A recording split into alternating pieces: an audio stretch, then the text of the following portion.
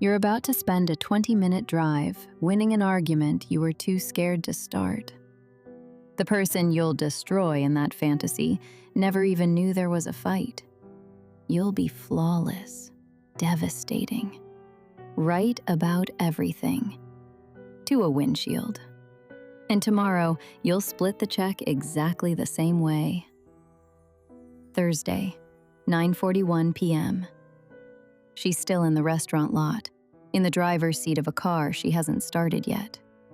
The dashboard is dark, the cabin already going cold, and somebody 2 spaces over is idling with the bass up, a muffled thud she can feel in her teeth.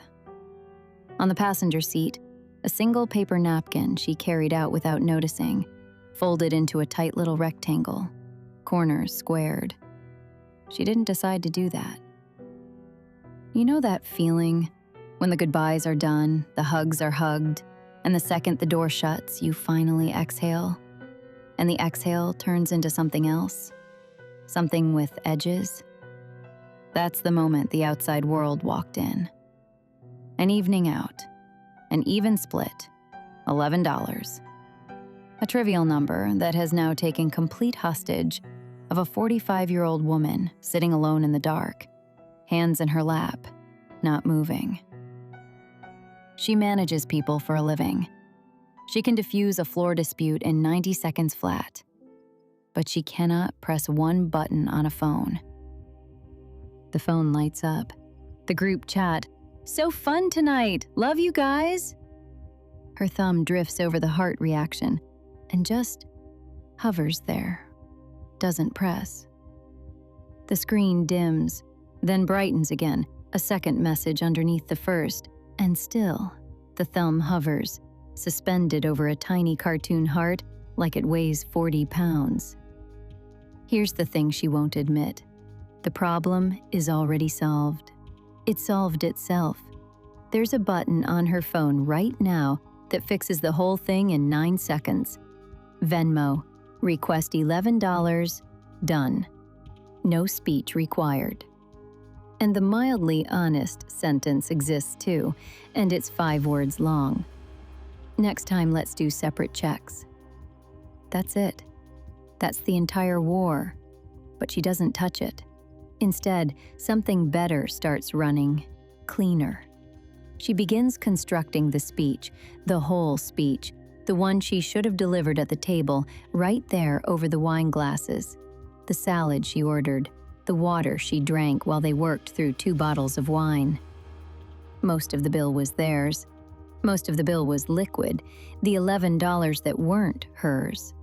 And in the car, she says all of it perfectly. No stammer, no shaking voice. The delivery is surgical.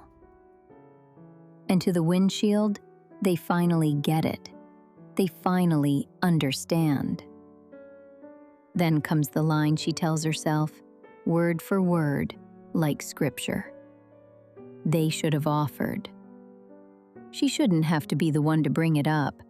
A decent friend would have just noticed. Watch what she just did there. She took her own silence and quietly rebranded it as their crime. She didn't lose the argument. She refused to enter it, and then billed them for the loss. And she'll do it again next month, in this exact parking spot, over a different $11, rehearsing a speech she will never, ever send. So let's open her up. Let's look at the mechanism right there, still warm, because the story she's running, the one playing on that windshield, it sounds so reasonable. Listen to it. A decent friend shouldn't have to be asked. They were sitting right there. They watched her order a house salad and a water while they poured the second bottle. Any one of them could have just noticed and said, "Hey, you barely ate, let's not split it even."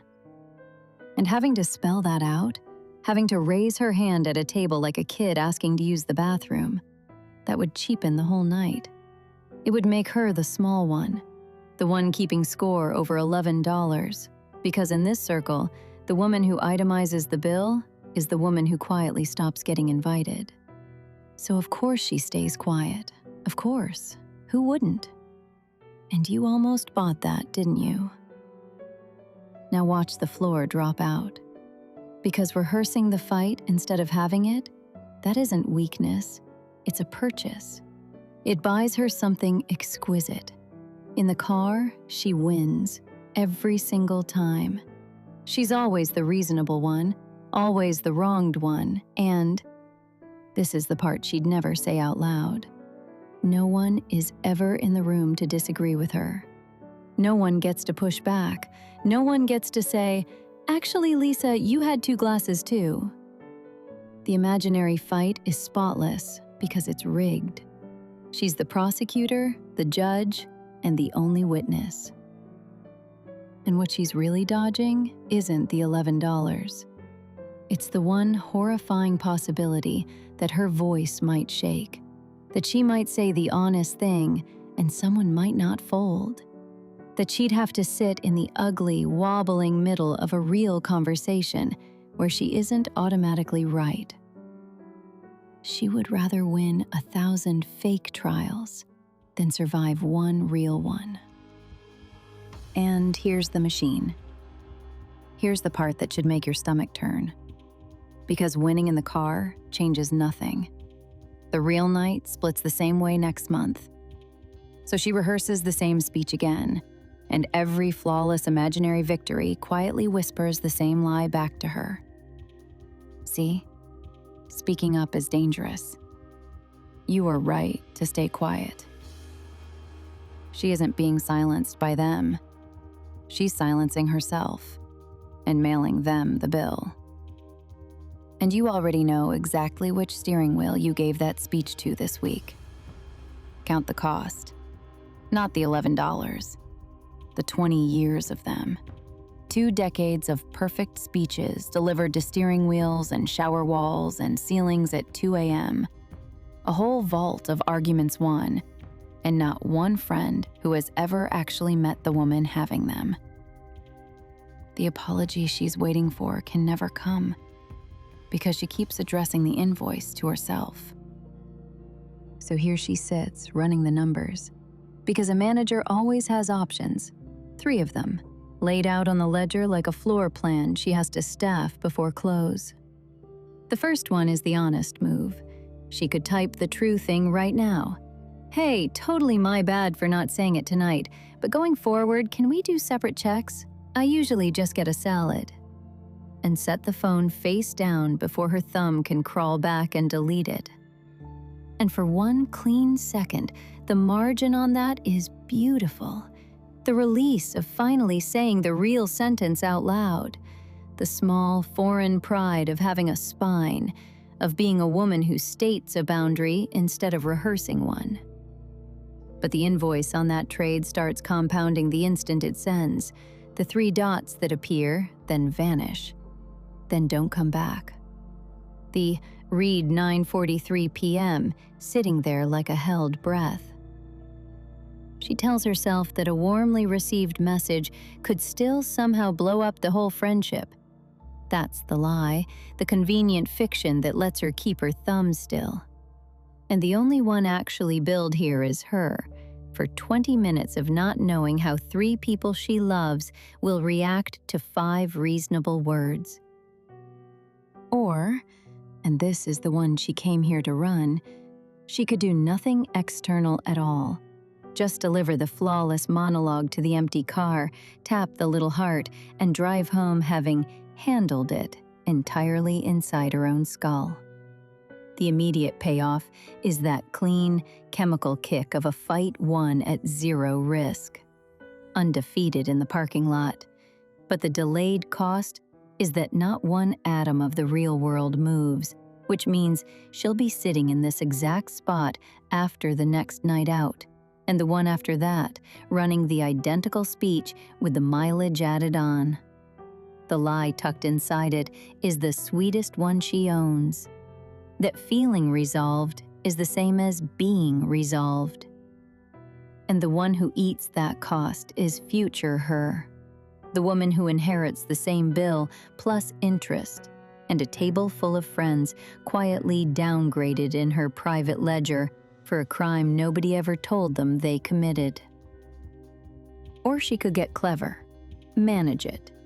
She heart reacts the chat tonight and simply starts steering, suggesting the cheaper place next time, floating, "Let's just do coffee," engineering the whole board so the split can never happen again without her ever naming a single reason why.